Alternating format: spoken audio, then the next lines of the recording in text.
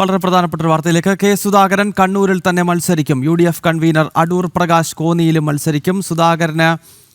സുധാകരൻ കടുത്ത നിലപാട് സ്വീകരിച്ചതോടെയാണ് പാർട്ടി വഴങ്ങിയത്. ദേശീയ നേതൃത്വത്തിന്റെ തീരുമാനം VD സതീശന്റെ എതിർപ്പ് അവഗണിച്ച് കണ്ണൂരിലെ നേതാക്കളുടെ പിന്തുണ സുധാകരന് അനുകൂലമായി. രഞ്ജിത്ത് അമ്പാടി ഒരിക്കൽ കൂടി ചേരുകയാണ്. രഞ്ജിത്ത്, അങ്ങനെ ദിവസങ്ങൾ നീണ്ടുനിന്ന വലിയ സസ്പെൻസിനും ചർച്ചകൾക്കും ഒടുവിൽ കോൺഗ്രസിന്റെ ദേശീയ നേതൃത്വം തന്നെ സുധാകരന് വഴങ്ങുന്നുവെന്ന് വേണോ മനസ്സിലാക്കാൻ? സുധാകരൻ കണ്ണൂരിൽ മത്സരിക്കുമെന്ന് ഉറപ്പായി കഴിഞ്ഞു?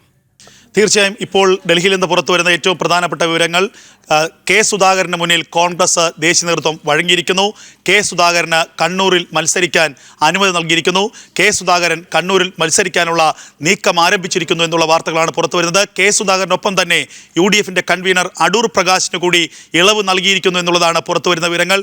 അടൂർ പ്രകാശ് നേരത്തെ കോന്നിയിൽ മത്സരിക്കാൻ താല്പര്യം അറിയിച്ചിരുന്നു.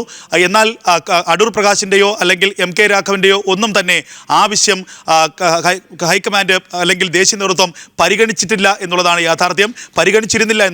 യാഥാർത്ഥ്യം. അതേസമയം കെ സുധാകരൻ കടുത്ത നിലപാട് തുടർന്നതോടുകൂടി മറ്റ് ഗത്യന്തരമില്ലാത്ത അവസ്ഥയിലേക്ക് എത്തി കോൺഗ്രസിന്റെ ദേശീയ നേതൃത്വം. കെ സുധാകരൻ സ്വന്തം നിലയിൽ മത്സരിക്കാനുള്ള നീക്കങ്ങളുമായി മുന്നോട്ട് പോവുക തന്നെയായിരുന്നു. കേരള ഹൗസിൽ നിന്ന് ബാധ്യതാരഹിത സർട്ടിഫിക്കറ്റ് പോലും അദ്ദേഹം ആവശ്യപ്പെട്ടു.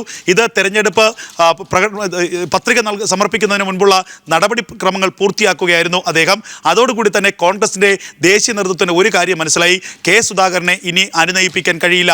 കെ സുധാകരൻ വിമത സ്ഥാനാർത്ഥിയായി മത്സരിക്കുകയോ അല്ലെങ്കിൽ തെരഞ്ഞെടുപ്പ് പ്രചരണ രംഗത്ത് നിന്ന് മാറി നിൽക്കുകയോ ചെയ്താൽ അത് കണ്ണൂർ ജില്ലയിലെ എല്ലാ മണ്ഡലങ്ങളിലും അതിൻ്റെ തിരിച്ചടി കോൺഗ്രസിനുണ്ടാകുമെന്ന് കോൺഗ്രസിൻ്റെ സംസ്ഥാന ഘടകത്തിന് കൃത്യമായി തന്നെ അറിയാം. ചിലപ്പോൾ അത് കണ്ണൂർ കടന്ന് കാസർഗോഡ് പോലും അതിൻ്റെ പ്രതിഫലനം ഉണ്ടാകും. അത്രത്തോളം ജനകീയ പിന്തുണയുള്ള നേതാവാണ് കണ്ണൂരിൽ കെ സുധാകരൻ. അതുകൊണ്ട് കെ സുധാകരന് മുന്നിൽ ഒന്ന് വഴങ്ങിക്കൊടുക്കാൻ തന്നെ പാർട്ടിയുടെ ദേശീയ നേതൃത്വം തീരുമാനിച്ചു. അങ്ങനെ കെ സുധാകരന് കണ്ണൂരിൽ മത്സരിക്കാൻ അനുമതി ലഭിച്ചിരിക്കുന്നു എന്നുള്ള വാർത്തയാണ് ഏറ്റവും ഒടുവിലായി പുറത്തു വരുന്നത്. അതേസമയം സമവായ നീക്കത്തിലൂടെ അടൂർ പ്രകാശും അത്തരമൊരു അവസരം നേടിയെടുത്തു എന്നുള്ളതാണ് മറ്റൊരു പ്രധാനപ്പെട്ട വാർത്ത. ചില സമുദായങ്ങളുടെ പ്രത്യേക താല്പര്യം അടൂർ പ്രകാശിന് ഒപ്പമുണ്ട്. അതുകൊണ്ട് അടൂർ പ്രകാശ് പാർലമെന്റിലല്ല സംസ്ഥാനത്ത് തന്നെ വേണമെന്നുള്ളത് പാർട്ടിയിലെ ഒരു വിഭാഗത്തിൻ്റെ ആവശ്യമാണ്. അങ്ങനെ കെ സുധാകരന് ഒരു ഇളവ് കൊടുത്തപ്പോൾ അതിനൊപ്പം അടൂർ പ്രകാശിന് കൂടി ഇളവ് ലഭിച്ചിരിക്കുന്നു. രണ്ടുപേരും ഈ നിയമസഭാ തെരഞ്ഞെടുപ്പിൽ മത്സരിക്കുമെന്നാണ് പുറത്തുവരുന്ന ഏറ്റവും സുപ്രധാനമായ വാർത്ത.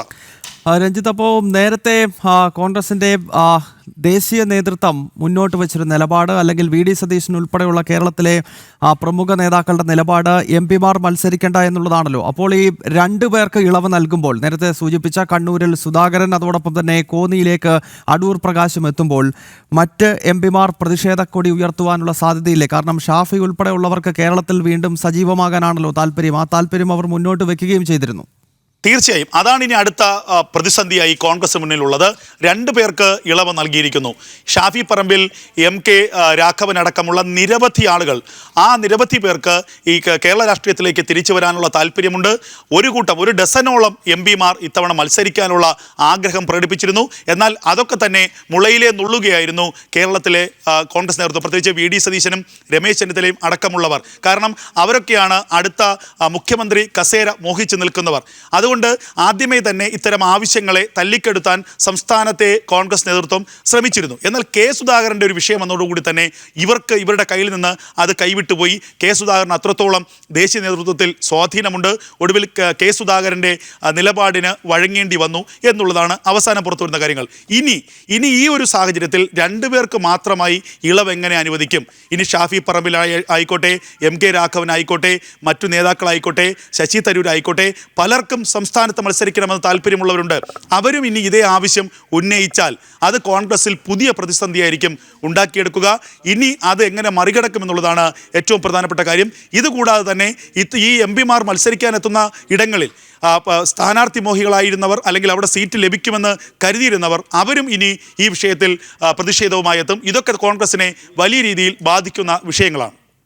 ഓക്കെ രഞ്ജിത്ത്, എന്തായാലും വളരെ സുപ്രധാനമായ ഒരു വാർത്ത പുറത്തു വരികയാണ്. കെ സുധാകരന് വഴങ്ങി കോൺഗ്രസ്. കണ്ണൂരിൽ സുധാകരൻ തന്നെ മത്സരിക്കും. ഒപ്പം UDFന്റെ കൺവീനർ അടൂർ പ്രകാശ് നിലവിൽ MP ആണ്, ആറ്റിങ്ങൽ MP ആണ്, കോന്നിയിലേക്ക് വീണ്ടും പോകുകയാണ്. അങ്ങനെ രണ്ടുപേരും സജീവമായി കേരള രാഷ്ട്രീയത്തിലേക്ക് എത്തുന്നു. നേരത്തെ നമുക്കറിയാം കോൺഗ്രസ് ദേശീയ നേതൃത്വവും കേരള ഘടകവും MP-മാർ മത്സരിക്കേണ്ടതില്ല എന്ന നിലപാട് സ്വീകരിച്ചിരുന്നു. പല MP-മാരും മത്സരിക്കുവാനുള്ള താല്പര്യം പ്രകടിപ്പിച്ചിട്ടും അത് കോൺഗ്രസിന്റെ കേന്ദ്ര നേതൃത്വം വെട്ടി. VD സതീശൻ ഉൾപ്പെടെയുള്ള നേതാക്കളുടെ പിന്തുണയും കേന്ദ്ര നേതൃത്വത്തിനൊപ്പമുണ്ടായിരുന്നു. എന്തായാലും ഇപ്പോൾ ഈ രണ്ട് MP-മാർക്ക് ഇളവ് നൽകുവാൻ കേന്ദ്ര നേതൃത്വം തീരുമാനിച്ചിരിക്കുകയാണ്. രഞ്ജിത്ത് അമ്പാടിയാണ് വിശദമായ വിവരങ്ങളുമായി ചേർന്നത്.